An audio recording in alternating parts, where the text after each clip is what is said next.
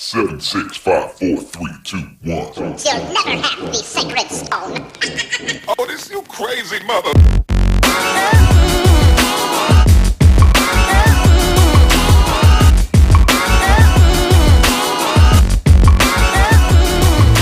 Welcome to the fifth installment of Amateur Hour. I'm Cody Courts, the president and CEO and commandant of Southeast Texas Flag Football League. Here with me is Troy Maddox, the vice president and concierge of Southeast Texas Flag Football League, and we're here to talk about flag football and whatever else may come across our minds. So Troy, I understand we had some good games this week, so why don't you go ahead and let us know, since I decided to abandon ship and leave. Well, it was a fun day. There were very good games. Most of them were very close, contested games the whole time, and there are no winless teams anymore. That's a good thing. That is awesome. There's one fewer lossless team. That's right. One fewer lossless team. We're getting down to where everybody's being competitive. So let's start with that first game of the day. The 409 boys and the Average Joes. 409 boys won 20-19. That was a close one right there. A lot of good plays being made in that one. Some tight plays in that one. Oh yeah, it was a really good game. I got to watch that one.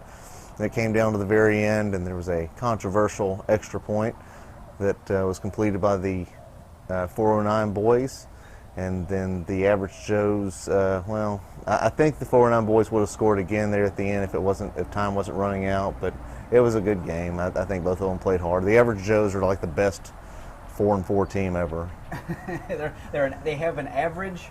They have an average record, exactly average, but they are playing above average. What about that? That's right. And the 409 boys have just turned it on. Look at them. They have turned it on. Won a couple of games yesterday. We'll get to their second game later. But, man, knocked off one of the undefeated teams, and they are picking it up and rolling right now. Yeah, and apologies to Herm. We did not mean to leave Herm out of the center of attention segment for the discussion on centering, since Herm started centering around 1872. I think he got mentioned. Well, he wasn't here for it. Yeah. You know, but Herm, you're a great center. I appreciate what you do. Keep it up. Game two was the Beaumont Stars against the Showstoppers. Showstoppers with the win, 40-26. They're just a good football team all around. They just keep putting things together, and they're a good team. And the Stars put up a good fight. It's just another good game by two good teams there. Well, the Stars don't have the same guys showing up every week, and that kills them. They don't have much chemistry, you know. And on offense, they have good athletes so they can score, but on defense, that takes a lot of communication and knowing where everyone's going to be. And I just think on that side of the ball, they can't stop anybody right now because they don't have the same guys every week.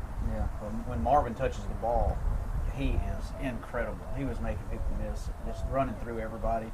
He's got to get the ball in more for that team, and hopefully they're not having a little quarterback controversy from what I hear through the grapevine. But well, I heard that Carl's been talking to Johnny Manziel on Snapchat a little bit, so I don't know. We'll see. Yeah, you don't want Johnny Manziel, but Carl wants Johnny Manziel. Well, there you go. The third game of the day was the Squad against the Herd. The Herd pulled out a 34-28 victory on the last play in the back of the end zone.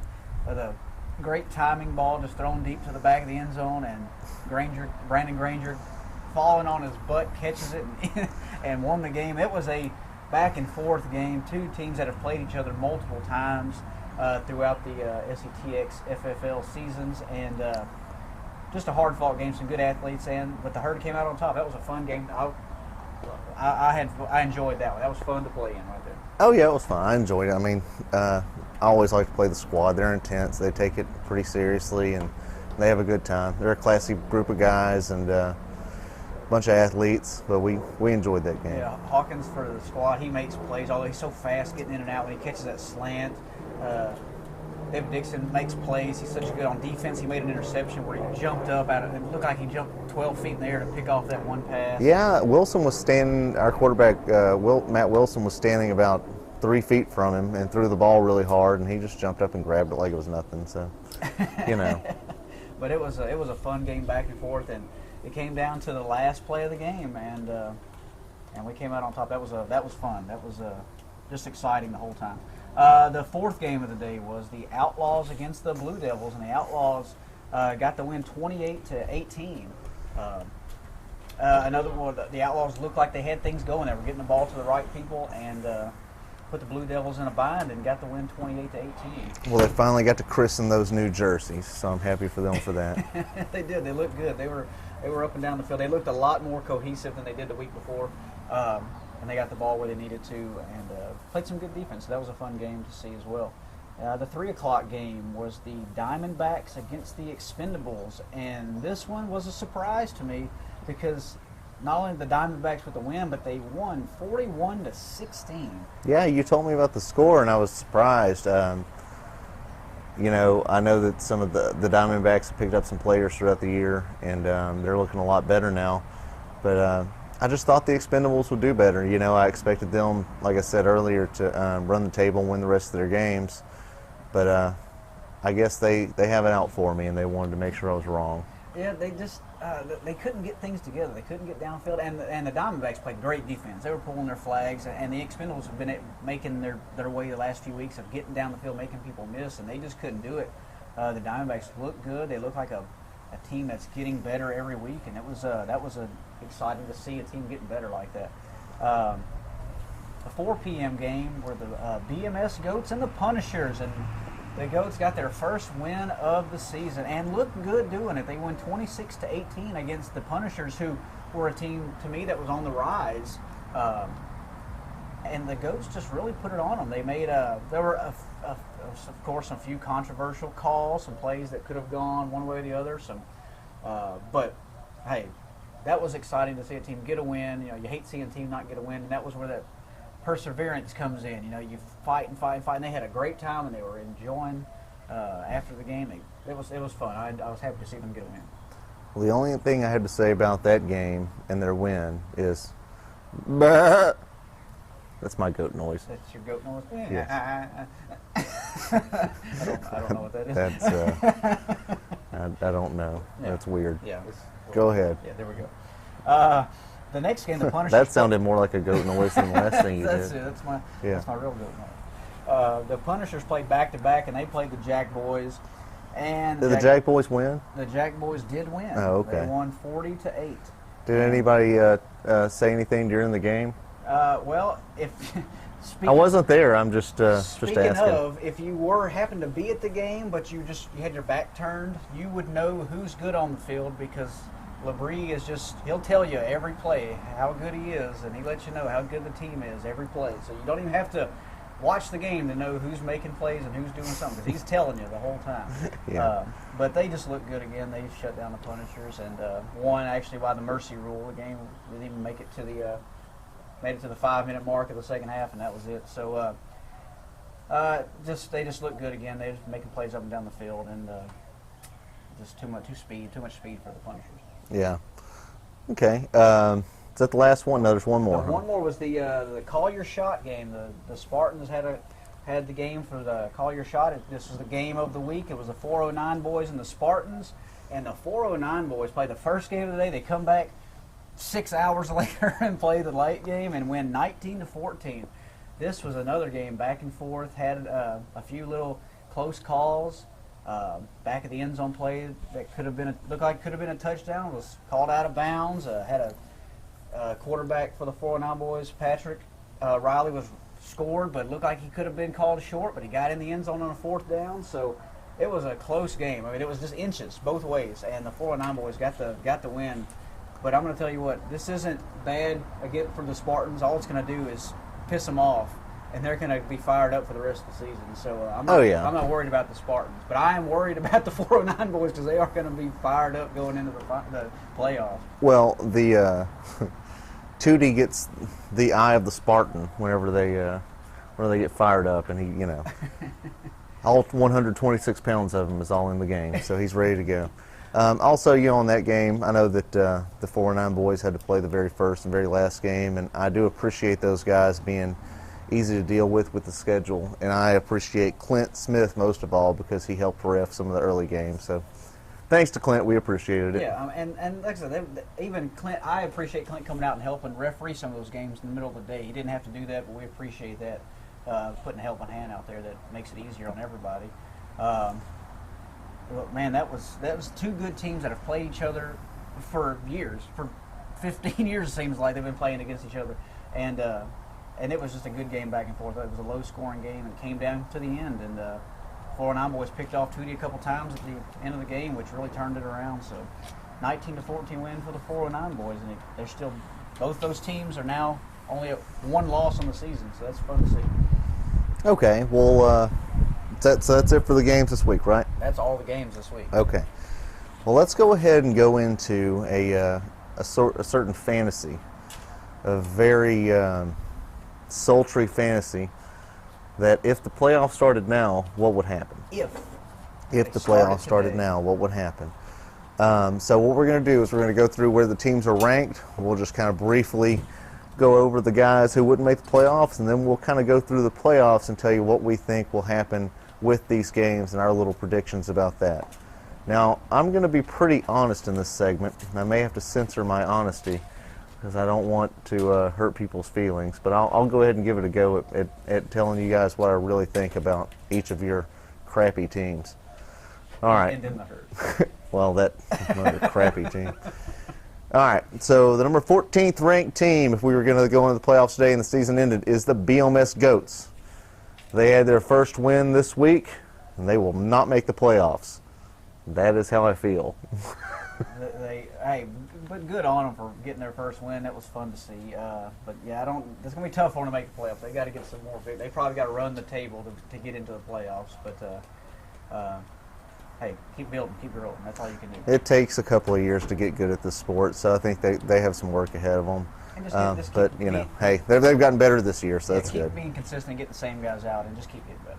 All right, the Expendables are number 13 at 1-6, and they got a straight up upset this week by the Diamondbacks. If they were a child of mine, it would be the child that went to prison or got hooked on meth, because I expected way more from those guys. And Robert Girard, if you're listening to this, I'm very disappointed and sad. But hey, there's still more football to play, and maybe you guys can pull it together.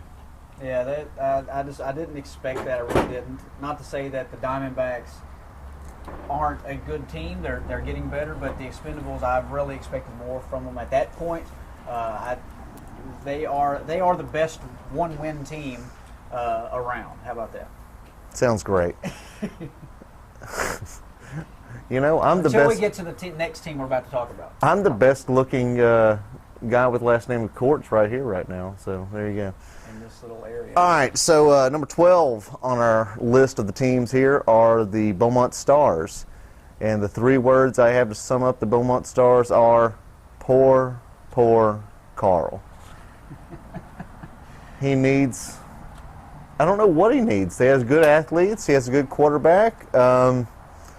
You know, I think he just needs the same guys to show up every week, and they'd be all right. But you know, people in their early 20s like to drink a lot, so there you go. Well, that's the thing. I mean, when they had everybody together on the one win they had this season was when they had their full team, and they played so good. It was during Lent when they were all taking off, you know, not drinking so much. They put up a lot of points. They really do every game.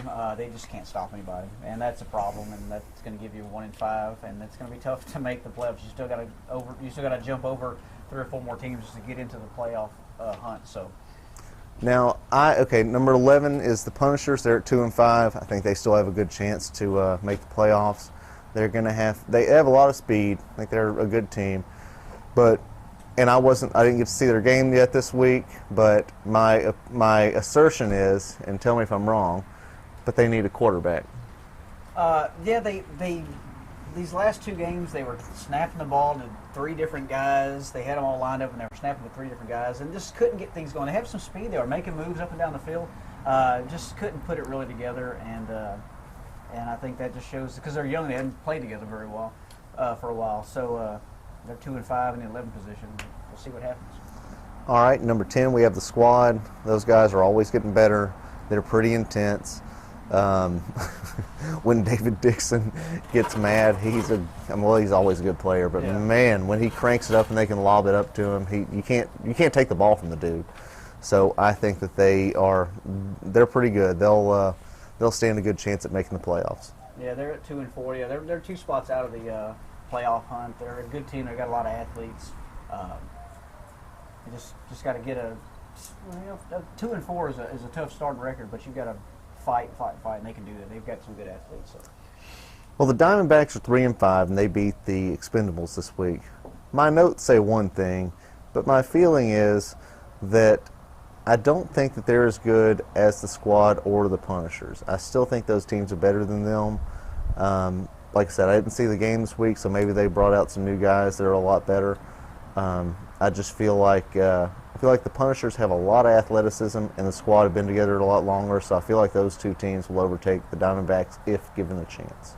I mean, Diamondbacks put up 41 points this week, and they had a few guys out there that were they had a little quarterback change.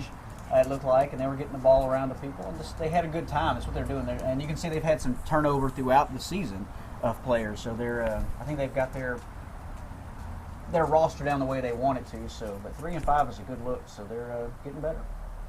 Same. Okay, now we're getting to the teams that would make the playoffs. The playoffs started today. So the number 8th ranked and the team that squeaks on into the playoffs, although I think they would beat the other teams on this list pretty handily, the ones that are below them, that is, are the Average Joes at 4-4. They look a lot better than their record. They've lost really close games to really good teams. They lost 2 to the Jack Boys, who were unbelievable. They lost 1 last week to the 409 Boys, who were really good. And I don't know who else. Oh, and they lost to the Showstoppers, the team that won our league last year. Yeah. So they're a good team. I think they'll be just fine. I think what they need to do is get Daniel Atterbury to talk a little more shit. Get him to. I mean, the poor guy is so quiet. He never says anything, and I kind of worry about him. You know, he's such an introvert. He stays in his shell the whole game. Yeah, he's. You don't even notice him out there half the time. Now Cunningham won't shut up. Guy talks all day. You know. He lost and can't make a play to save his life. He left his cleats out there, and he texted me all week asking about those cleats. Not really. I had to go find him and give him the cleats back. He's a pretty nice guy. He doesn't say anything at all. Yeah. Okay, so I think they're fine though. The teams that they've lost to have like a combined 2 losses. I think. And they have a quarterback, which is so important. So that's a good team. They've had a hellacious schedule, and they're 4-4 doesn't. I mean, that's out. They're the Average Joes with that schedule, with that record. Well, it's their first year together, and I think Trey Broussard's done a good job organizing their team. They show up all the time. They have the same guys every week, so that's important. Stop mentioning Atterbury. Who? You were told to stop mentioning him. Oh, who was that? Yeah. All right. So next up is number 7. The 7th seed would be Outlaws at 4-3. What my notes for them just say they're up and down all year. They'll play one week really, really well, and they'll play another week and not so well at all. Maybe they're sort of like, I won't get that controversial, but they're up and down. Yeah, they played in the championship last season, so I know they're a good team. They can make the plays and do what they have to do to win games. They've just had a tough schedule as well, I think. And of course, they're in the toughest division in the league, so that's going to show you in your record, too. But as long as you get you in the playoffs, that's all that matters. 4-3, 7th position. Yeah, well, Bruce is a good quarterback. They have several guys like Roydrick Jackson and John Landry. And who did not have his hair up. Oh, he didn't? No, I missed that. Oh, well, I wish I would have been there. But they do have nice jerseys. And nice smiles. Bunch of nice smiles on that team. For Outlaws. Yeah. They were some of those law-abiding outlaws. Number 6, the Blue Devils, who are 4-2. I think since they've been finally playing some real teams like the Showstoppers and last week the Outlaws, you're kind of seeing that they might be kind of where their ranking says they are, maybe number 6. I think that they've been fortunate with their schedule, and they need a better quarterback. Yeah, they have some athletes, and they can do some good things out there. They've got a good little system, but you need a good quarterback. They were the beneficiary of a pretty light schedule early in the season, got them up 4-0 pretty quick. But still, that's what you need. You need a quick start to get in that playoff race. So being in the 6th position is pretty good. just got to keep going from there. Try to get a better spot. Okay, at number 5, we have the Herd. To me, it's our team, of course.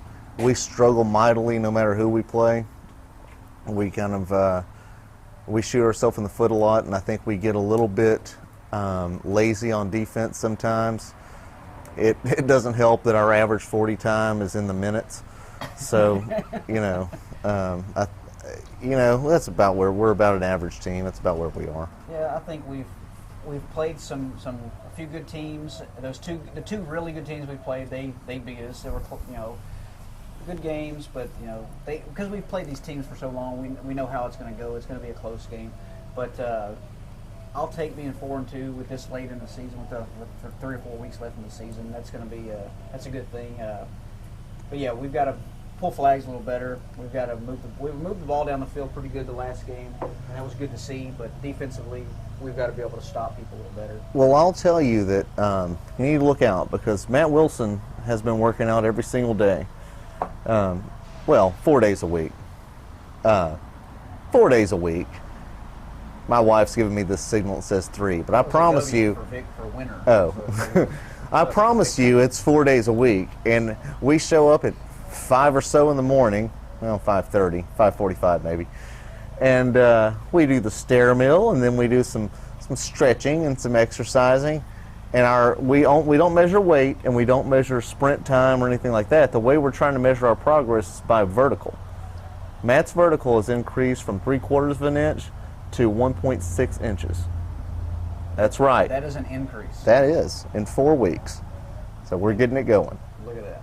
Now, we've got a pretty veteran team, so that shows that we can do certain things. At least not struggle at times when we need to. But hey, we just need Brandon to save us every week. So there you go. Yeah. At number 4, and the first of the real contenders on this list, are the Showstoppers at 4-2 as well. They're always consistent. They play well, just about every week. Even when they play badly, they play well. As long as Dilts shows up, I think they have a good chance at winning it. Yeah, 4-2. They're in the 4th spot. They're the defending champions, so you can't count them out at all. And they're going to make plays on the field. You saw some of their guys come out that made plays this week. You had Jason Williamson out there, and he's always a deep threat. He can make plays for on both sides of the ball. I thought it was rather underhanded that Walt ordered his team's shirts to be purple and white on purpose and told them they were supposed to be blue. I thought that was kind of messed up of him to do that. That's poor Nature's colors. That's what he wanted. That's what he was. I know. Saying. Well, he told us that he was going to do that to them, and we just let it happen, right under their noses. Yeah. Well, but they're going to be a team to beat. Yeah. Number 3 is the Spartans. They had a bad game, but who really cares?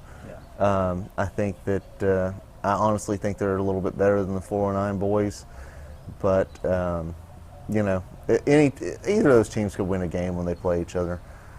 They'll be good. They'll be one of the teams I would look forward to win, and I think, if I remember correctly, I did predict them to win the league. So go Chris Bronson. Yeah. And that's what that game. All it's going to do is piss them off and make them play harder and faster. And well, that pisses me off. Yeah, no. Mad as I've ever been. But they're a good team. They've got the right people in the right places, and they're gonna be consistent. I guarantee they don't lose another game the rest of the season. The 4-9 boys had the best week of anybody this week because they had 2 big wins, and they're number 2 on this list. They beat the Average Joes in a close game to start off the day, and then they won a really close game against the Spartans to end the day. So I think Clint's got that team clicking pretty well. Patrick's a good quarterback. And, Byron could play 8 games in a row, and you always need a guy that can do that. Byron almost lost it for him at the end of that last game, but then he made the big play to seal it to win it. So that's a good team. They're starting to get it all together at the right time, and they're going to be a tough team to play. They're in the 2 spot, 6-1. You can't beat that. Hey, is D'Anthony not an intense guy? God, he can fly so fast. Yeah, he's fast. God, he's so fast. All right, and the Jack boys are 7-0. Go ahead. What do you have to say about them? They're 7-0, and they are supremely athletic. My God, it's so ridiculous watching them play. But yeah. I think they're overrated. Well, some people say that, but because they're going to tell you how good they are. They like to tell you how good they are. I think they're overrated. I think once people figure out the what they're doing, I think they'll get beat in the playoffs by the Spartans. Go Chris Bronson. Well, Chris Bronson for president. if they can get the ball to Boosie, he's going to make a lot of people miss. People are going to be saying, "Whosie is Boosie" whenever they play the Spartans. You got to cut that out. That's terrible. That's bad. You can go to hell. I'm cutting anything out. It's going to be fun. I think the 8 teams that are right there, that are in the playoffs Well, right now, if it started, you would have the Average Joes playing the Jack Boys. You'd have the Outlaws playing the 409 Boys. Blue Devils playing the Spartans, and the Showstoppers playing the Herd. So from that, I could see Jack Boys are going to win.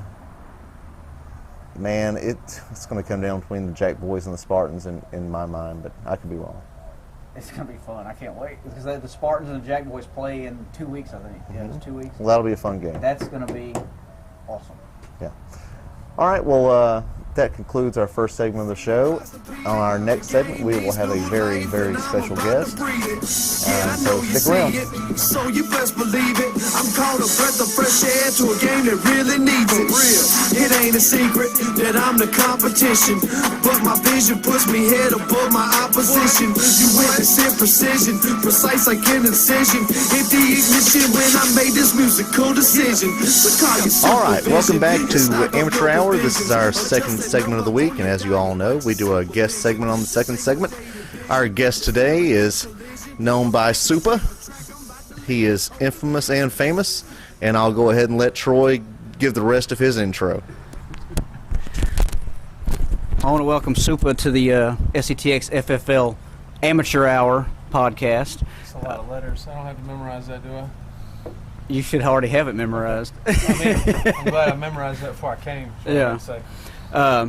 SupaHipHop.com, and tell us a little bit about yourself, about your endeavors, your musical endeavors, and what gets you going.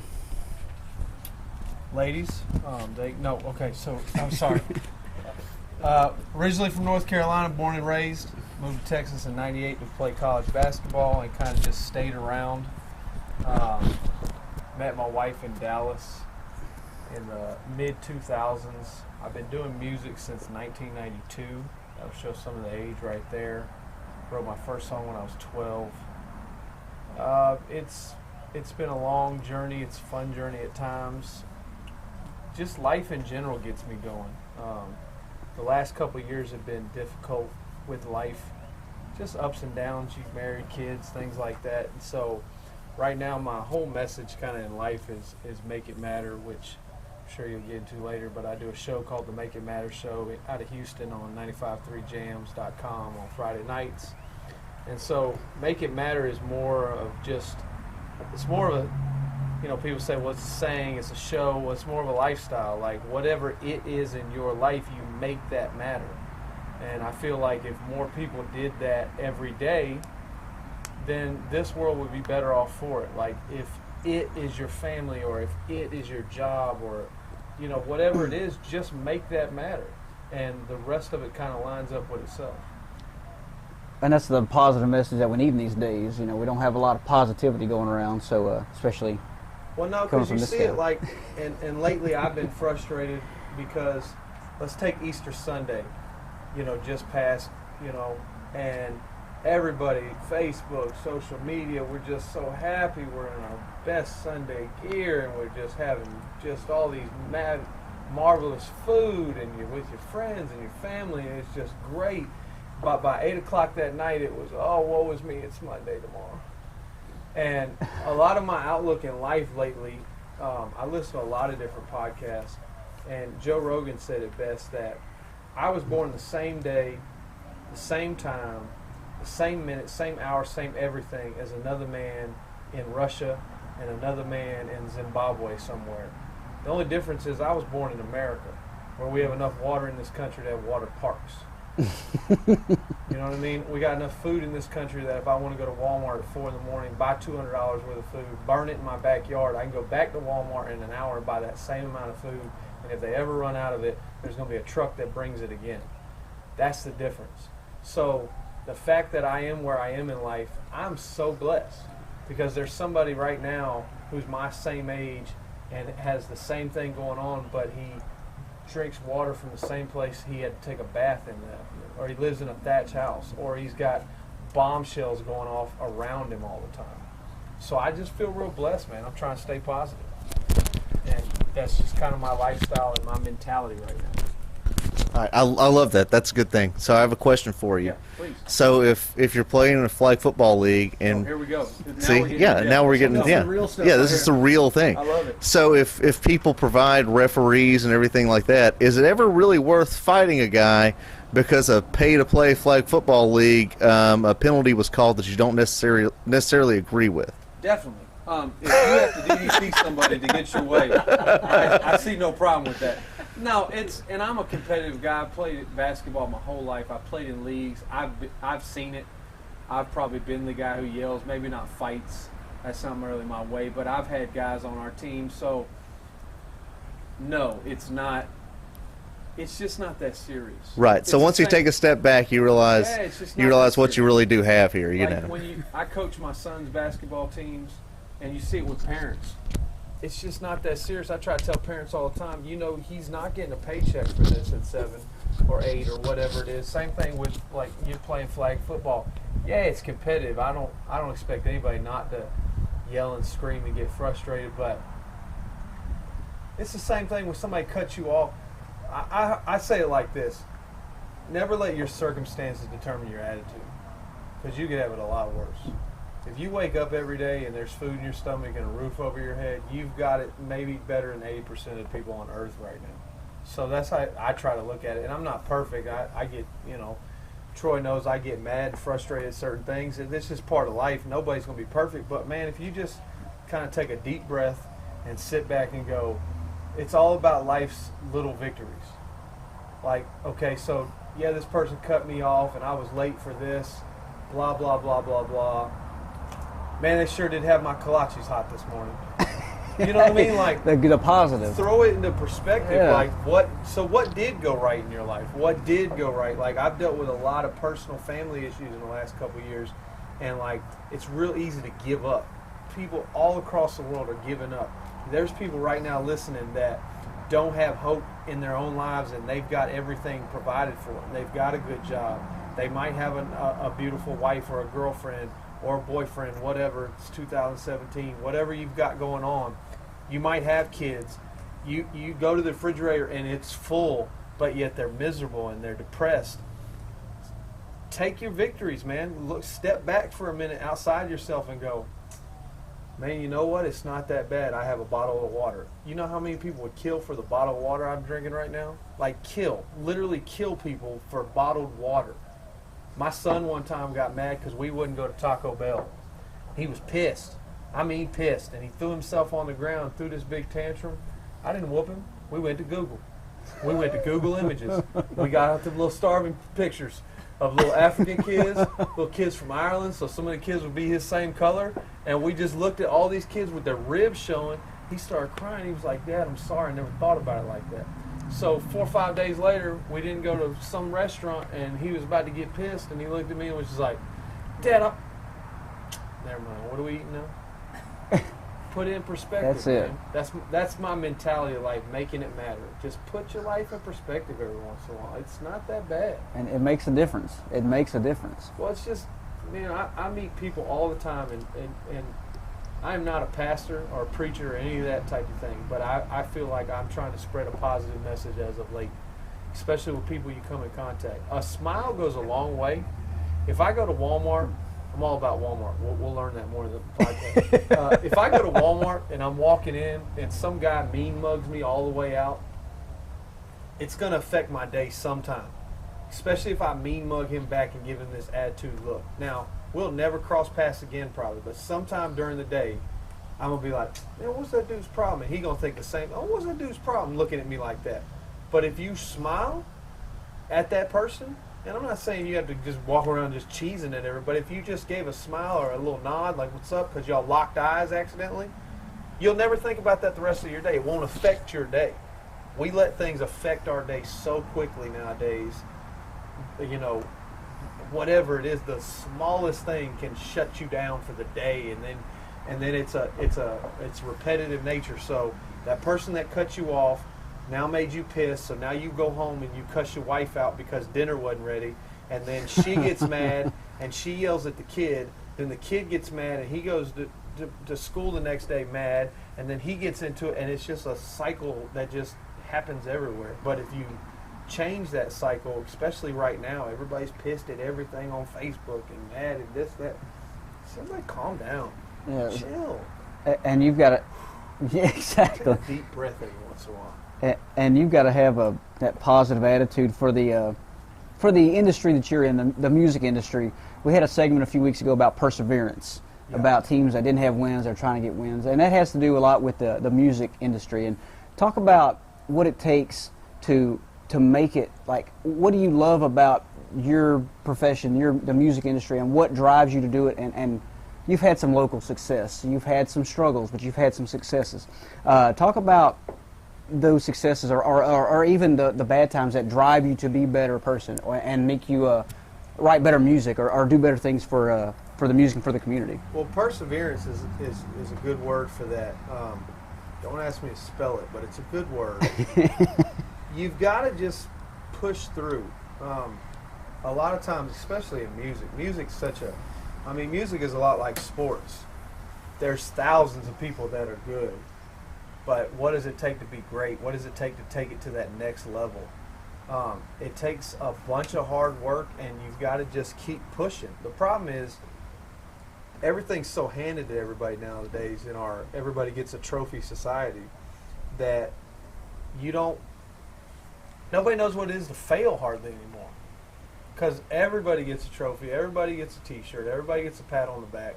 Then you get out in the real world and you figure out, oh crap, I don't get a raise for just being here, or I don't get my way, or things like that. And music is really fickle, because you can be the most talented person in the world, but if you don't have certain things going your way, or that certain discovery, or that certain drive, it can really stop quickly.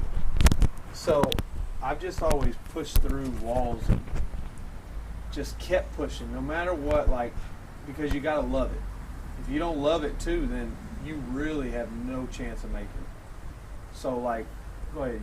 Oh no, I just had a music question for you. The way I think about how things are now with iTunes and Pandora and all these things is it gives a lot more people chances to actually have their music heard somewhere, but at the same time it makes it a lot harder for any one person to get really big.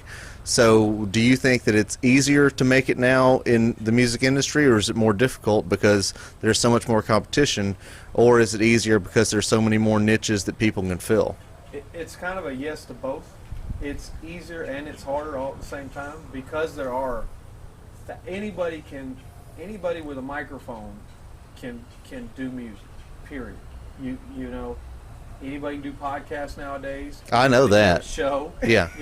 We know that. We're well aware of that. Examples that anybody out there can have. Any two dumbasses can talk about flag football and it'll be okay. Will listen, yeah. Which is even crazy. Yeah. Ask for more. And ask for more. But being that said, it makes it so much easier, because now it's changed, because it's not selling a $12.99 or $15 album. It's, can you sell a single? And it's not even that, because you get pennies on the dollar for a single. Can you sell out shows?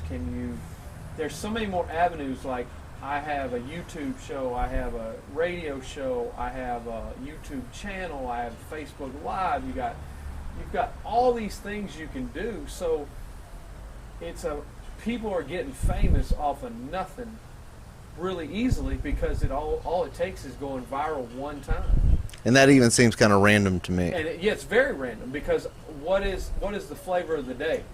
So today everybody likes the cat that's grumpy. Tomorrow everybody likes, whatever, like ridiculousness, the show. You like these different things. So Catch Me Outside, How About That is big today. Next week we won't even hear of her. And that's another thing that drives me crazy with all these shows and different, because reality shows is what is programming nowadays on TV. That's it. And what is it? We will never, same thing with news. You will never hear, coming up at News on 11, we're going to tell you about some people who really did good for the community. No, it's going to be who got shot, who got murdered, who got stabbed, because, blood and gore and all that sells. So it's just a fine line you have to kind of play. And we've been really successful, over 500,000 listeners per show. I think we hit like 3 million a couple months ago for the month on our show on Friday nights. And one of our big things is positivity. Like, we even do a segment called Make It Matter News, where we just do positive stories. Because I think that right now, especially in music, it's all negative.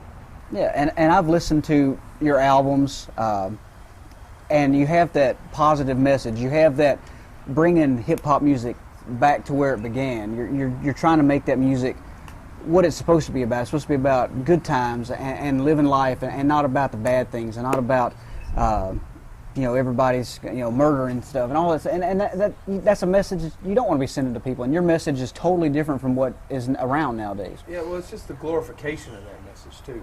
You see it. When hip-hop started, it was a way for people in their community to talk about what was going on in the community and bring up this, that, and the other. Hey, this is happening in my city. This is how we're going to stop it. We're speaking against the man, or whatever you want to call it. And now it's became drugs, money, dope, women, blah, blah, blah. Every great music, I don't care if it was the Beatles or Marvin Gaye or Johnny Cash or whoever it is, they jammed and you had really great music, but at the same time they gave you some seriousness to it. I'm all about having fun, but it's just now we're going to glorify the worst part of the world. And that's what the shows do that, all these reality shows on Real Housewives of My Backyard or whatever they're called nowadays. Everything is a fight. Every commercial, we're coming up. She finna slap the taste out of her mouth. Oh, girl. And it's just, it gets old after a while. And like I said, I'm not perfect at all. I have horrible days, but man, I just try to smile. If you smile through the pain, eventually the pain's gonna leave. There you go. Let's talk about some of your successes with your music. You've had a showcase at South by Southwest. You've had the weekly headliner at Houston at Bombshells. You have the Make It Matter show. So talk about some of your successes. Talk about your music. Tell us about what those have done for your career and how important it was to have people come out to see you spread your message through music. I've been real blessed to open up for a lot of big names in hip hop all across the nation. Everywhere from California to New York. I've met some of the pioneers of hip hop, from the Treacherous Three and Joeski Love, and a lot of these big names that were really pioneers in the Run DMC days. And I've been real blessed to just be able to make the type of music I want to. I've done shows for 10,000 people. I've done shows for 10 people, from Beaumont to LA. And South by Southwest is amazing. If you're a music lover, just period, you got to go out there for that festival sometime. It's a sea of people everywhere. It's really fun. Plus, I've been real blessed to be able to do stuff for a community. We do a toy drive every year. We started one last year. We're going to do a Lupus Foundation thing here soon. We're going to do this big school supplies drive. We try to do a lot of giving back. We've gone into youth prisons and loved on them a little bit. Like I said, man, it's just giving back at the same time having fun. Like, getting up on doing shows and concerts are a blast. My last mixtape went over 50,000 downloads. My biggest YouTube video to date has over 250,000 views. I've been real blessed. It's been slower the last 2 years or so, but I've also been focused on my family, and I got a radio show that kind of the focus went into that. I'm working on a new album called A Gift and a Dream, and a lot of my fans are like, well, when are you going to put it out? When is it coming? I promise I'm back at it, working on it. I've just had to catch up with life a little bit. And I got a positive message, but don't get it twisted. I can go for any of the MCs that always doubt. Like, it's just fun. Like, I have so much fun getting on stage, and I've had a rocky past at times and had a drug or two in my system, but there is no better high than getting on stage and rocking with people, and they got their hands in there and they're singing your song, and it's like you're a puppeteer. Whatever I say, I can make the crowd do.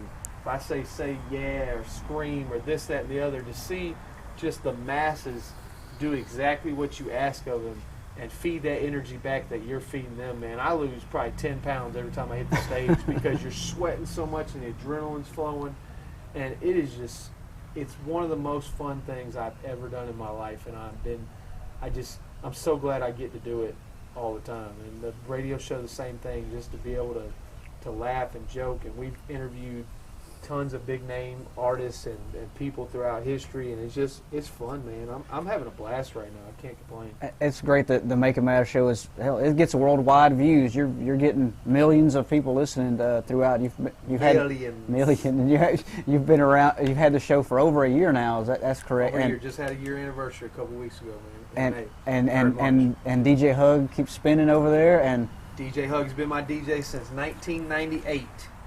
He don't talk too good, but he sure talk with his hands. So we always say, I'm the MC, I do the talking, he does the playing. And we got a good mix.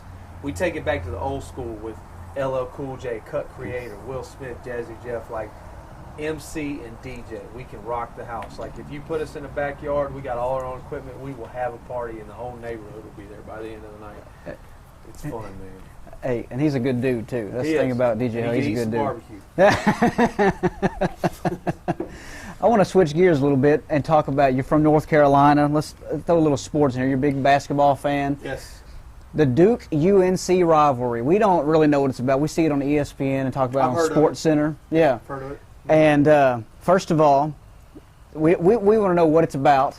But first of all, you got to tell me which shade of blue you wear when that game comes. We wear the only shade of blue that counts, God's favorite, the Duke Blue Devils. Oh. He twisted. You think he was a Carolina fan because the Devils thing, but really, that's what I've heard. That's what I've heard. We don't talk as often as we should, but that's what I've heard. My dad was a huge Carolina fan, and so maybe I just went the opposite way, but I just remember when I was 12, their first championship was in '92. They beat Kansas, and then the next year they beat Michigan at back-to-back. And I've been a Duke fan since as long as I can remember. In North Carolina, you're either one or the other, period. It's a lot like Texas A&M. If you think about this, if you took Texas and Texas A&M or Texas OU and you put those schools 8 miles apart, if you drove on the highway for 8 miles and you were at the next campus, that's the rivalry. And it's probably the two best basketball teams, college-wise, of all time. They've got to be up there easily. They're always good, and because it's different when you have so you got Texas A&M. Well, not every year A&M's good. You know what I mean? You're damn right. But every year, Duke and Carolina in basketball are good. We don't care about football. Now, the rivalry's still there, and if you ask somebody that went to Carolina and went to Duke, their rivalry's for everything. I care less about women's softball or the football team. It's all about that basketball rivalry. It's Tobacco Road. It was ranked ESPN's #1 hottest rivalry of all time, and it is for a reason. Which school has better academics? Duke Blue Devils. Okay, there you go. That's my favorite one then. Duke is like Duke literally is almost an Ivy League school, which is crazy because I guarantee you that those basketball players are not all up in the caliber that they should be. But let's be honest, Carolina fans, if y'all are listening right now, y'all are on academic probation, secret double probation or whatever. They got all their coaches doing their homework for them at North Carolina. So I'm just saying, but to be honest, that's college sports. Oh. That is college sports. I don't remember class. Well, tell me this, one more question about athletes. Who's got the better athletes, North Carolina or Texas? That's a good question. It depends. Y'all are bigger, so it's a bigger state. So per capita, not big like in stature. Oh. I just mean bigger state. Oh, okay. So y'all have more for sure. I don't know. That's very subjective because it depends what you're talking about. Y'all definitely have the football prowess over us because you just have so much space. I guess I don't know what it is, but football in Texas is basketball in North Carolina. Yep. So I don't know, man. That's hard to say because everybody's going to claim they have the better athlete. I mean, Oh yeah. unless you live in like Delaware or something, then you're playing rugby, and I'm like, well, They're good at high finance yeah, in Delaware. high finance. So yeah, I don't know. I don't want to get in that whole argument of this is better than that. I've lived half my life now in Texas, so this is home. You know, I haven't been in North Carolina in years. It's always be where I was born and raised and kind of made me the man I am. But I'll admit, a lot of my basketball, I really, really got good when I moved to Texas because I played so much. I played a lot in North Carolina and really learned the basics and my skills. But, like, the streets of Texas, especially, like, I lived in Galveston for 2-3 years, and I call Galveston the league. There's about 20 courts within a 5-mile radius, and they play there every night somewhere. And you can get a game from 5 o'clock till 12 o'clock at night. So we used to play 5, 6, 7 courts a night, 7 days a week sometimes. Yeah. And just play and play and play. And, like, you know, I walked on at a school and was starting within a year, that year, because of just how much we played. So, I don't know, Texas and North Carolina, you have a lot of athletes, period. I'm not going to say which one's better. Not going to get me to fall in that trap. All right, so it wouldn't be right with finish this without me asking you to drop a beat on us and see what you got for us. All right, man. I will do what I do. This is it's called What Happened to the Game. Yo, I turned on my radio just the other day. I heard the same song that I heard yesterday, except it had a different beat and a different name, a different cat rapping, but it still sounded the same. What happened to the game? These cats should be ashamed. We went from Dear Mama to making it rain. Was it love for the fame or making a name that they didn't even care what the music became? I hate to complain, but you must feel my pain as I watch lady music get flushed down the drain. It's driving me insane. My anger starts to rise as I slowly sit and watch raps demise. Call it a pleasant surprise if they use new material. See, these raps are getting old like a Chrysler Imperial. Money, money, money, cars and the chicks. Come on, dog, I heard them same rhymes when I was 6. Forgot about the pain, forgot about the tears, forgot about your lost loved ones and your fears. You changed through the years, caught up in your careers. You're only worried about becoming better profiteers. You see, it sickens me to think that in such a short time, all the focus on the money, no longer on the rhyme. See, Supa's on his grind. I'm gonna take you back in time to another place where music was at its prime. Otis took you through the day and Marvin through the night. You walked down the streets cause everything was all right. Pac told you keep your head up, but they forgot the sacrifices that it takes to get us to the top. Well, will this matter stop and come to an end? We must comprehend that we need to amend the music and the lyrics that we teach in our youth, because when I get inside the booth, Supa only spit the truth. Now, that's the conscious one. That's the positive message. I'll drop one more just for the MCs who think it's not about the bars. Let's hit it. Yo, I get to it and hit through it. I spit fluid like Nike. I just do it. This hit music. I just might be the most likely cat to put rap on his back, the one like Jet Li. Yeah, I'm the man. You's a fan. Call you Spike Lee. Mike your hand, rock the land. All can quite see. Solar Rock Kim is running through his pen. Who is him? Coming in with that perfect blend again. I'm making men sin with hate and envy. His critics start to ask how great could him be? Is that faking him? Please. What kind of question is that? I'm on a quest like Russell Crowe, a gladiator, a rap. I run these tracks like Usain Bolt. See, this is groundbreaking like a stampede of his same coats. These are flame quotes, not some lame jokes. Other rappers fearing when they're hearing that my name spoke. Your boy Supa is back to basics like Black A6. I'm on the track like bass kicks. Face it, rap's in sore need of a facelift. So I spit it raw indeed in your face, kid. Like Michael in the zone. I'm all alone on this microphone and hit harder than a cyclone hitting homes. Like Tyson did the homes. I knocked the competition out. And I'm the type of rapper that your fans dream about. See, these hits cause fits. I spit so much flame that the lame call it quits. I hate to place blame, but in the pits is where the game sits. And it's just a shame that the same won't change the aim a bit. See,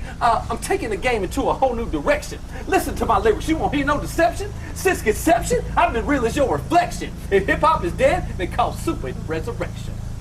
That's super hip hop right there, baby. Yes, sir. SupaHipHop.com. You can find me at SupaHipHop.com is the website. You can also follow me on all the social media. I made it real easy for everybody. At Supa Hip Hop. SupaHiphop. everything. The Facebook is Supa Hip Hop. It's all one word. If you just Google Supa, Google me. You just Google Supa Hip Hop, one word, SUPAHIPHOP. You'll find everything. And then you can listen to us, the Make It Matter show. It's on 95.3 Jams with a Z.com, or you can go to Make It Matter Show at Yahoo. Just follow us, man. I'm trying to do real music for real people is our motto, and making it matter. Super, we really appreciate it, and thank you so much for being on. I appreciate being on, and y'all just keep up the good work. You know, podcasts are a lot of fun, and continued success and blessings. And everybody that listening, y'all make sure you go follow them on Twitter, YouTube, subscribe, tell all your people. That's the only way this show gets bigger and bigger, is if people follow and people share, and y'all are doing something fun, and that's what the world needs more of. Yeah, what Troy said. Stay tuned next. Troy and I are going to talk about rules that you all break all the time. I got money to earn, so let's get it. I'm with it, back on the scene. One the realest you ever seen, and I'm living my dream. You know my team. We get down, we get busy. I'm flying like a frisbee, and I'm leaving haters dizzy. Running circles around all the competition. I got a premonition that you feeling this rendition. Lyrical tuition, cause I'm schooling the game. Ready for a change, things will never be the same. I'm cold with it. All right, welcome back to Amateur Hour. If you can still hear me over the lawnmower in the distance, that's great. If not, enjoy lawnmower for the next 15 minutes. Yeah, sure. And yeah, by the way, we're coming to you live, not really, from our studio, not really, in Beaumont, Texas, for real. In this segment, we're going to go over some of the more commonly violated flag football rules. This segment could be called, however, How We Can Hoe You Better, because we are known to hoe people every week, and we're going to go ahead and talk about how everybody be getting hoed. It gets thrown around a lot. Yeah, like a hoe. Yeah. All right, so first of all, flag guarding. Fellas, if you drop your arms to your sides and protect your flag against defenders who are trying to pull it, that is flag guarding, whether or not you did it on purpose. I heard a defense one time that was like, well, I didn't mean to. Well, okay, but you still did it, so, you know, it's a penalty. It happens all the time, especially with new players.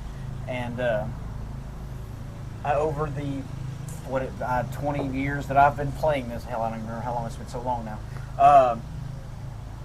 I run with my arms up in the air like a child that doesn't know how to run yet. It's just how I run now because I know not to flag guard. But it's very hard to do. But it's so you can see it and everybody does it and they get mad when they get called for it. But flag guarding, run like a normal person. Don't slap their hands away. Well, don't run like a normal person. Run like there's a fire and your hands are up. Or run, yeah. All right. So the next one on the list here is blocking. In our league, you can't block downfield.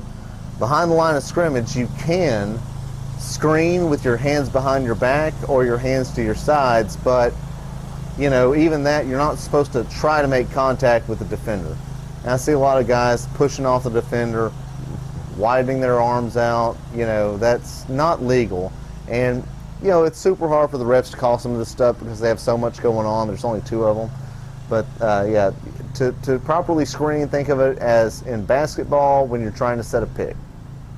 Yeah, we have some blockers that when there's a rush coming, they'll stick their legs out and try to block with their knee, and, you know, that's illegal.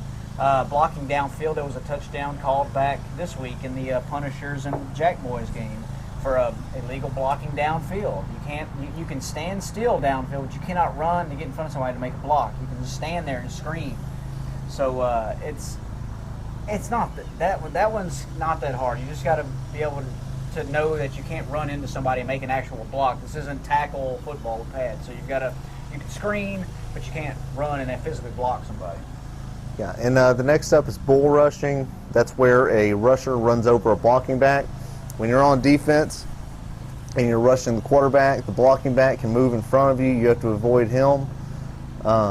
So just keep that in mind when you're rushing. If you run over a blocking back, that is certainly a penalty, and that'll be called just about every time because it's so easy to see.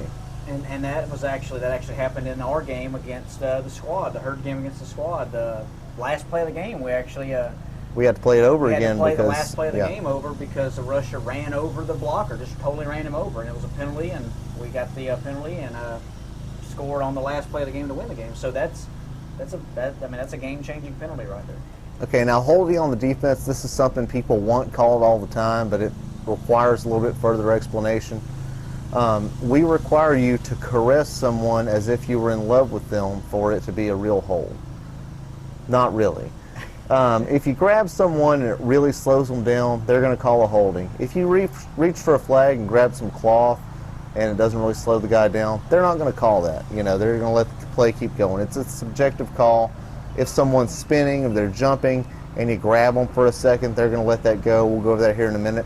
But as far as holding goes, if you grab a hold of a shirt or some shorts and it's more than just the grab of a flag and then you let go, they're going to call holding on you. Yeah, if you're grabbing and you're reaching for the flag, but then you grab shorts, and then you keep holding on to the shorts and try to grab the flag with your other hand, that is holding. That's one of those things where, I mean, it's you're not trying to hold, but once you grab a hold and can't get the flag, let go and grab again. Yeah. All right, so those are the commonly violated rules, and some things to remember are it's the offensive guys, it's his duty, it's the offensive player who must avoid the defensive player. We have that in our rules because the offensive player knows where he's going. He knows which side of the field he's trying to go to. He knows where he's trying to juke or spin. The defensive player can't really predict where an offensive player is going, so we thought it was kind of a lot to ask of a defensive guy to choose a side when he doesn't even know which side the offensive player wants to go to. So on defense, you can hold your ground, you can stand there, and the offensive player has to run around you. I mean, that's simply stated. I mean, that's no more, nothing else needs to be said about that. Well, I'm glad that I explained that thoroughly. I try to be thorough sometimes. Okay, also there's no intentional grounding, so if you're a quarterback and you want to throw the ball away, do so whenever you want to. As long as it's a forward pass, it's just a forward pass, and the down will go, you'll proceed to the next down. So there's no intentional grounding. The ball's spotted where your flags are, not where the ball is. We have some guys that stick out the football thinking they'll get a touchdown, and then of course the ref says, no, you're down at the 1, and they get upset, and everyone gets upset, children cry, and we go on, with the thing. So just remember, it's down where where your flags are when the guy pulls your flag, where your farthest flag is on the field. And speaking of that, we had a touchdown in the 409 boys and Spartans game.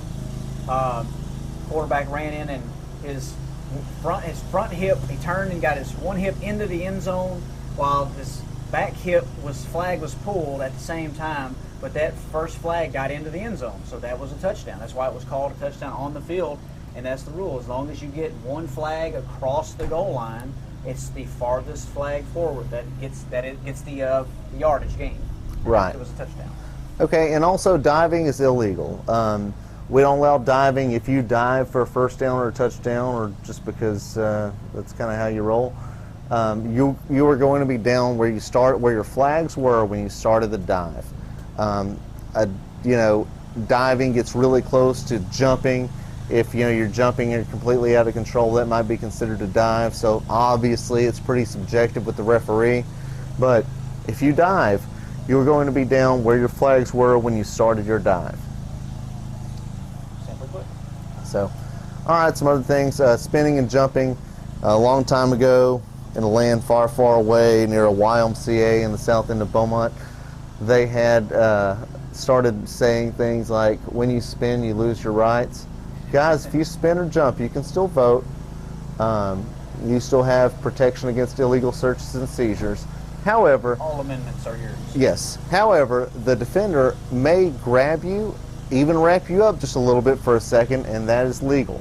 So if you spin or jump, a defender can grab your shirt or your shorts, because obviously it's a lot harder to, pull a flag cleanly when someone's spinning or jumping.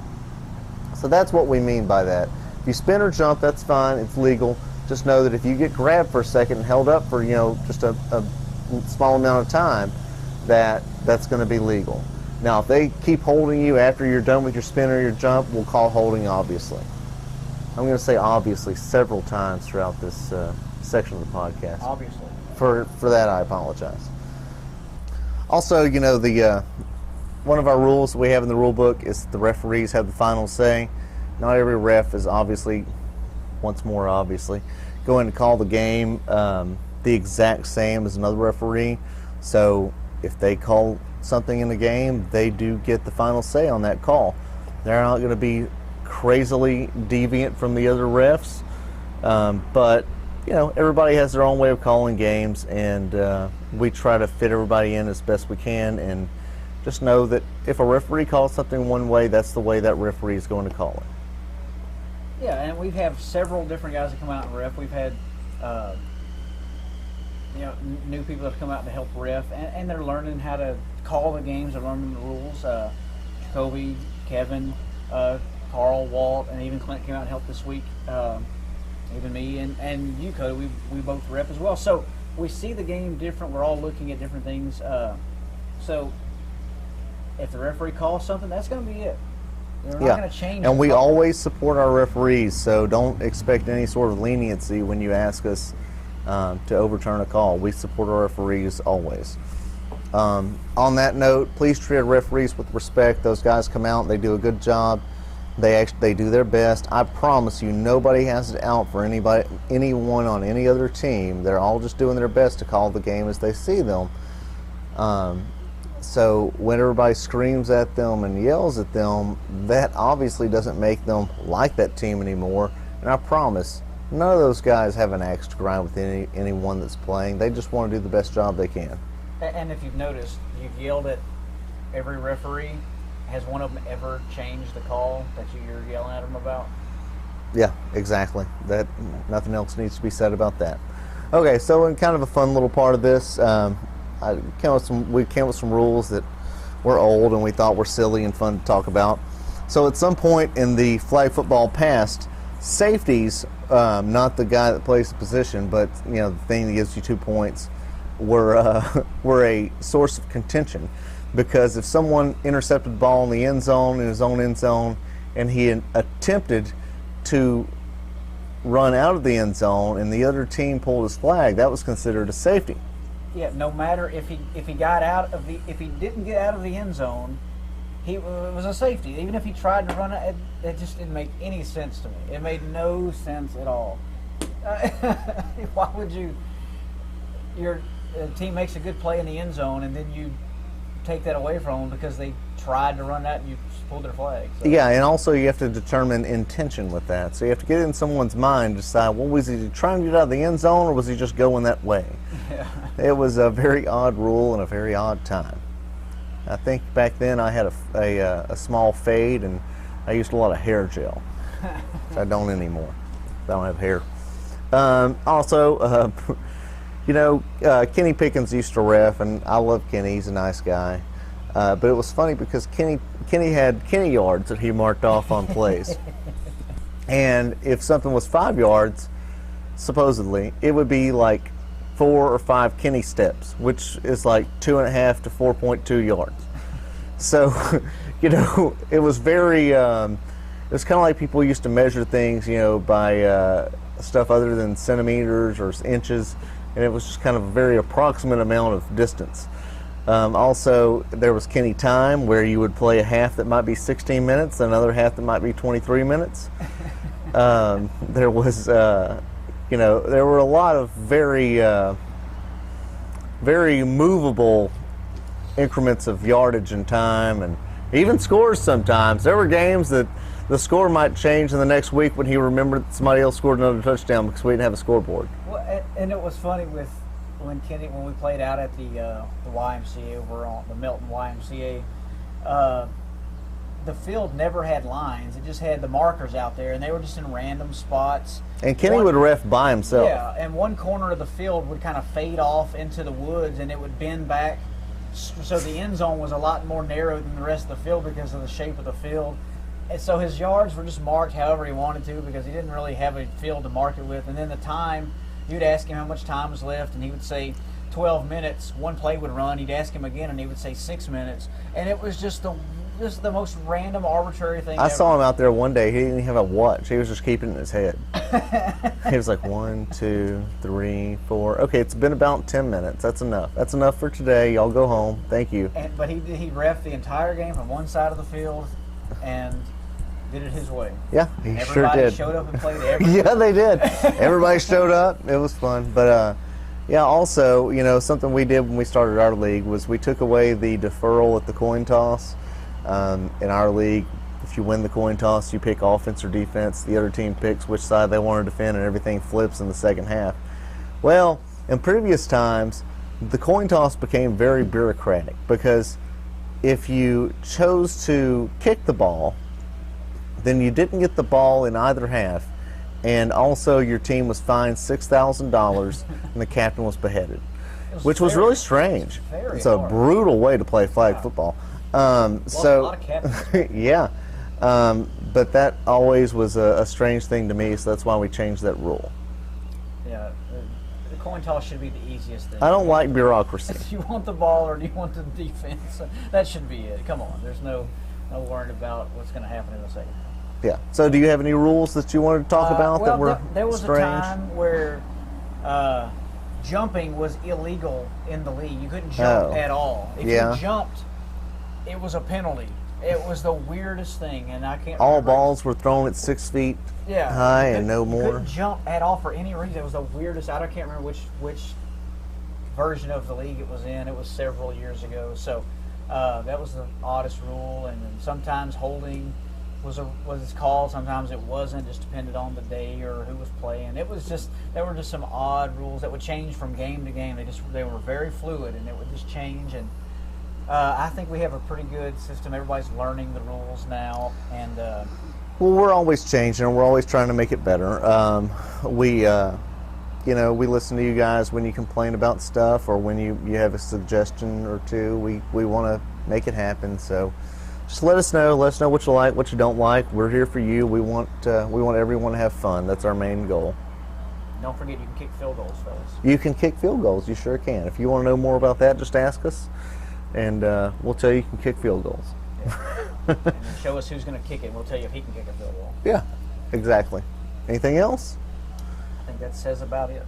All right. Well, we really appreciate you guys listening to our podcast this week. If you want to be a guest, let us know. Send us a message on Facebook. Holler at us when we're out there on Sundays playing flag football. Don't holler at me. Don't holler at yeah. Don't. Well, just come talk to me. Just avoid Troy. He gets very emotional. We're on Twitter and Facebook. It's at SETX FFL. We have a YouTube channel. Check us out. We love the views. If anybody wants to leave a comment, we will address it in a positive or negative fashion.